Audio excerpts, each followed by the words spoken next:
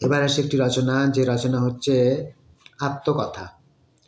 তোমাদের গত ৩ সালে পরপর আত্মকাহিনী এসেছে। হয়তো একটি পথের আত্মকাহিনী এসেছে, একটি কলমের আত্মকাহিনী এসেছে, বা একটি বটগাছের আত্মকাহিনী এসেছে।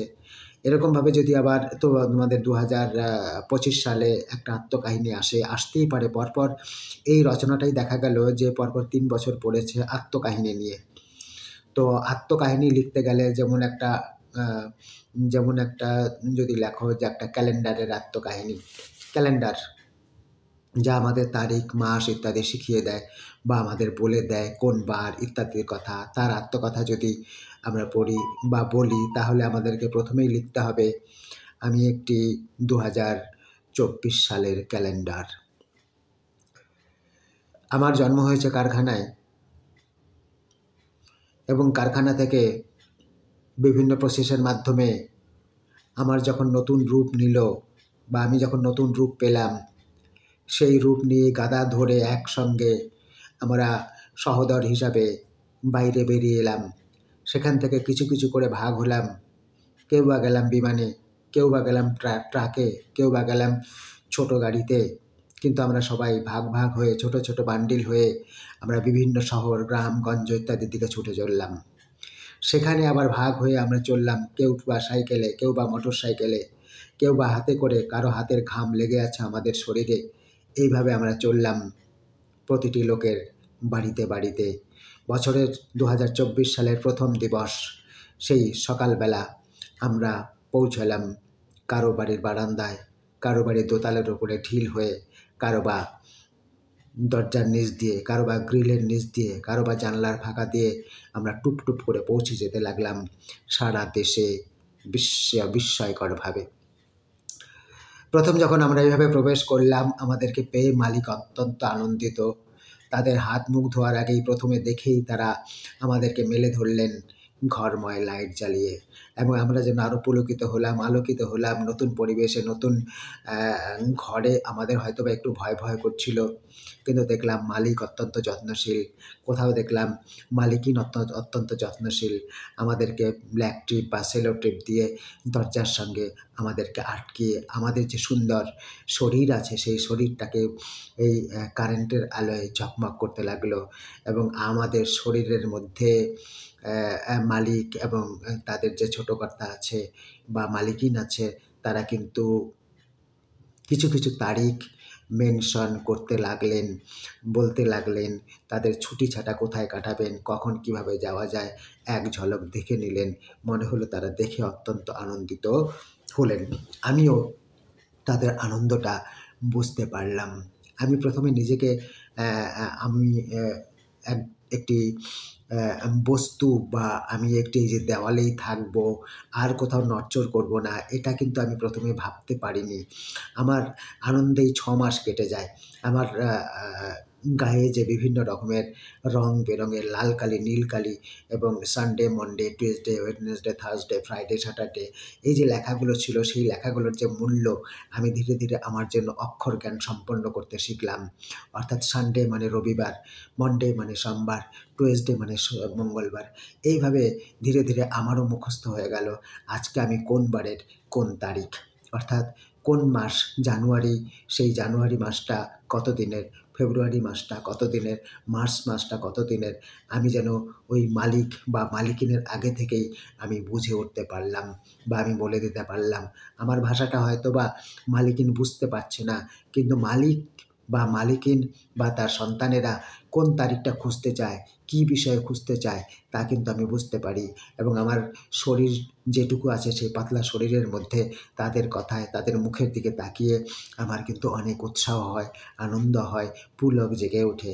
মাঝে মাঝে মনে হয় ওনারা যেখানে ঘুরতে যাবেন সেখানে যদি আমাকে নিয়ে যেতেন, তাহলে আমিও সেই জায়গাটা প্রত্যক্ষ করে আসতাম।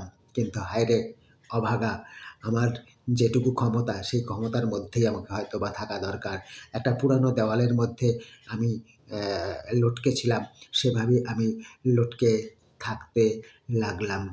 গৃহস্থের ঘরের মধ্যে, সেই বাড়ির মালিকের ঘরের মধ্যে কত সময় কত দুঃখের কাহিনী, কত সুখের কাহিনী, আমি তার গোটা বছরের দিনপঞ্জি আমি যেন লিখে রাখতে লাগলাম।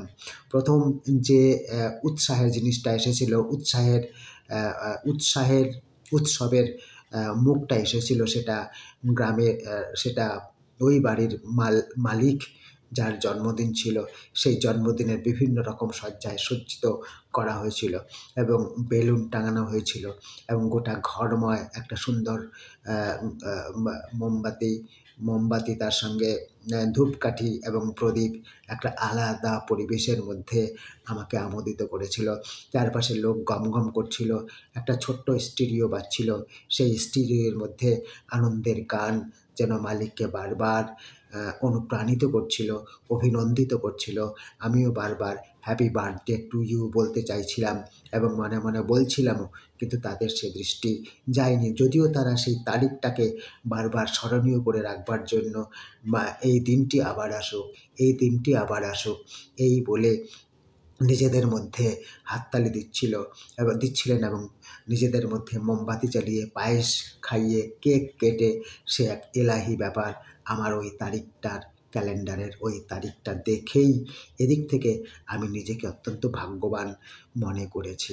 শুধু কি তাই, ওই বাড়ির মধ্যেই আবার পূজা পার্বণ, বিভিন্ন অনুষ্ঠান, তারপরে ছুটি, এগুলো তো আমাকে দেখেই তাদের নির্ণীত হতো এবং আমাকে মনে হতো অত্যন্ত দামি, যে আমি যদি কখনো না জন্মাতাম, এই গৃহে না আসতাম, তাহলে হয়তোবা এই তারিখগুলো তাদের অজানা থাকতো, এই উৎসবগুলো তাদের বাড়িতে হতো না। এই দিক থেকে আমি নিজেকে অত্যন্ত ভাগ্যবান মনে করতাম।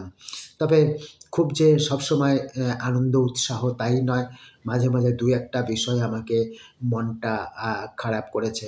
যখন দেখেছি এই গৃহের মালিকিনী হঠাৎ করে একটা অজানা তারিখে অসুস্থ হয়ে আমার পাশ দিয়েই ঘরের দৌড় দিয়ে বেরিয়ে গাড়িতে উঠে চলে গেলেন হাসপাতালে। এবং বাড়িটা তখন নিশ্চুপ এবং নিঝুম এবং সপ্তাহে বা দিনে হয়তোবা একবার আলো জ্বলে উঠত, অথবা রাতেরবেলা হঠাৎ করে দরজা খুলবার আওয়াজ পেতাম। আমি যেন বাড়ির মালিকিনের মতোই চিৎকার করে বলতে চাইতাম, কে? কিন্তু আমার তো আওয়াজ নেই, আমি তো সেভাবে বলতে পারতাম না, কিন্তু আমার মনের ভেতর থেকে সাড়া দিত, ওই বুঝি মালিকিন এলেন, এসেই হয়তোবা তারিখটা দেখবেন যে এই তারিখে আমি অসুস্থ হয়ে গেলাম। এভাবে বেশ কয়েকদিন আমার চোখের জল, আমার মনের মধ্যে বেদনা বয়ে চলল। আমি কি করব বুঝে উঠতে পারছিলাম না, পারবার কথাও নয়।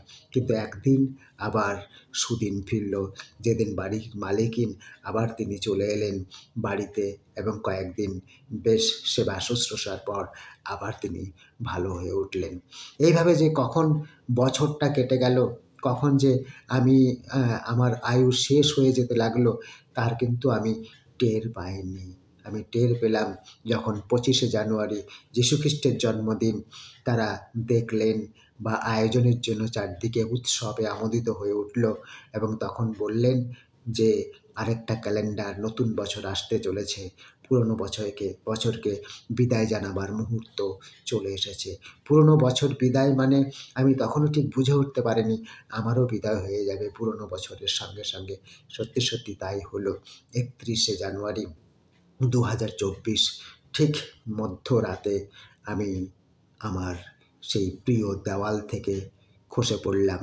যেমনভাবে মানুষের অন্তর থেকে তাদের আত্মা বেরিয়ে গেলে যেমনভাবে পড়ে থাকে, আমিও ঠিক যেন তেমনিভাবে দেওয়াল থেকে আছড়ে পড়লাম ভূমিতে। ছোট্ট তাদের ছেলেটি তার দাদুকে বলল, দাদু ক্যালেন্ডার পড়ে গেছে। দাদু তখন তার উত্তরে কি বলেছিল সেটা আমার এখনও বলতে চোখের জল বেরিয়ে পড়ে।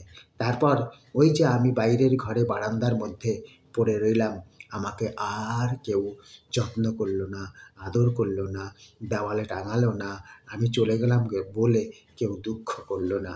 পরদিন প্রভাতে আবার নতুন একটি ক্যালেন্ডার আসবার স্বাগত বাণী তাদের ভেতর থেকে বেরিয়ে আসলো। আমি বারান্দা থেকে তা শুনে আমার চোখ, আমার মন দুঃখে ভরে গেল। হয়তোবা কবিদের মতো, কবিদের ভাষায় হয়তোবা বলা যায় পুরনো চলিয়া যায়, নতুন আসিবে প্রায়।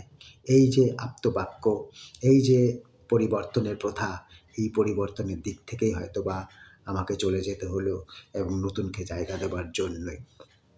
ঠিক আমার জীবনের মতোই হয়তোবা সমস্ত প্রাণী এবং উদ্ভিদের জীবন, কারো জীবন লম্বা, কারো জীবন ছোট, কারো জীবন মধ্য, কারো জীবন হয়তোবা আসবে, পৃথিবীতে জন্ম নেবে।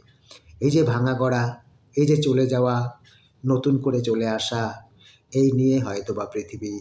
আমি আমার যোগ্যতা অনুসারে আমি আমার কাজ সম্পন্ন করে চলে যাব, আবার নতুন আসবে, তারপরে আবার নতুন আসবে, আবার পুরাতন হবে।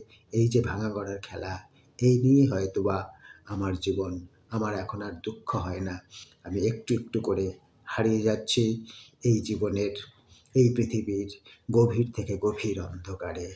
কে জানি আবার কখনো ফিরে আসতে পারবো কিনা। সকলকে অনেক ধন্যবাদ, অনেক শুভেচ্ছা।